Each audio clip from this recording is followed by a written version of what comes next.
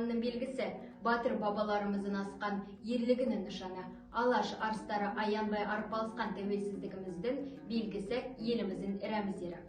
Биыл еліміздің тәуелсіздік нышандарына 30 жыл толды. Ең алдымен мемлекеттік рәміздеріміздің маңызына тоқталып өтейік. Рәміздер бұл кез келген мемлекеттің егемендігі мен біртұтастығын бейнелейді. Оның ажырағысыз атрибуттарының бірі Қазақстанда ту, елтаңба және әнұран мемлекеттік рәміздер болып саналады. Қазақстанның мемлекеттік туы ресми түрде 1992 жылда қабылданды. Мемлекеттік туды таңдау конкурсы 1200-ден астам шығармашылық еңбек ұсынылған. Соның ішінен Қазақстанның еңбек сіңірген өнер қайраткері Шәкен Ниязбековтың жобасы таңдалып алынды. Қазақстан Республикасының мемлекеттік туы ортасында шұғылалы күн, оның астында қалықтап ұшқан қыран бейнеленген, тік бұрышты көгілдір түсті мата. Ту сабының тұсында ұлттық өрнектік жолақ түрінде нашықталған күн, оның шұғыласыз қыран және ұлттық өрнектері бейнесі алтын түсте ту. Мемлекеттік мекеме маңдайшаларында міндетті түрде болуы керек және үнемі оң жаққа қарай жіберілуі керек. 1994 жылы 1 шілдеде Талғат Мұсабаев тұңғыш рет қазақтың туын ғарышқа барды.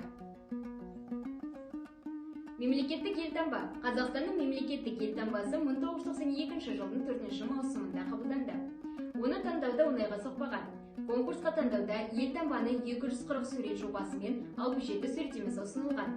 Дегенмен, байқауда белгілі суретшілер Жандарбек Мәлібеков пен Шотаман Уәлихановтың туындысы жеңіп шығып, ресми бекітілді. Елтаңба дөңгелек нысанды және көгілдір түс аясында шаңырақ түрінде бейнеленген. Шаңырақта айнала күн сәулесіндей тарап, уықтар шаншылған. Шаңырақтың оң жағы мен сол жағындағы аңызды қанаттар пырақтары бейнесі орналастырылған. Жоғарғы бөлігінде 5 бұрышты көлемді жұлдыз, ал төменгі бөлігінде Қазақстан деген жазу бар. Жұлдыздың шаңырақтың уықтары аңыздарға пырақтардың бейнесі, сондай-ақ Қазақстан деген жазу алтын түстес. Елтаңбаның белгісі Қазақстан азаматтарының туы туралы куәліктерінен бастап зейнетақы кітапшаларына дейін кез келген құжаттарында болады. Мемлекеттік гимн әнұран. Гимн мемлекеттің басты рәміздерінің бірі. Тәуелсіз Қазақстанның тарихи еліміздің мемлекеттік гимні 2 рет бекітілді. Оның алғашқысын қабылдау үшін 1992 жылы байқау жарияланды.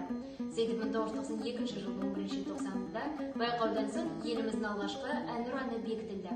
Алайда халық белсенділері 1992 жылдың қабылданған әнұранның мәтінді жаттауға тым қиын екенін айтқан. Бұл мәселе мемлекеттік деңгейде 2000 жылдары қызу талқыланған. Осылайша бұл әнұранды өзгерту туралы шешім 2006 жылы қабылданды. Әнді Шәмші Қалдаяқов 1956 жылы Жұмекен Нәжімеденовтің сөзіне жазған болады. Қазақстан парламенті 2006 жылы 6 қаңтарда палаталардың бірлескен отырысында мемлекеттік рәміздер туралы жарлыққа түзету енгізу еліміздің жаңа мемлекеттік гимнін бекітті. Бірінші рет ол 2006 жылдың 11 қаңтарында тұңғыш президенттің салтанатты ұлықтау рәсімінде орындалды. Еліміздің мемлекеттік символдары туралы ақпарат осы. Сламбек Наргиз Нұрланқызы Қазақстан Республикасының мемлекеттік рәміздерінің 30 жылдығына орай үздік медиа контенті шығармашылығы.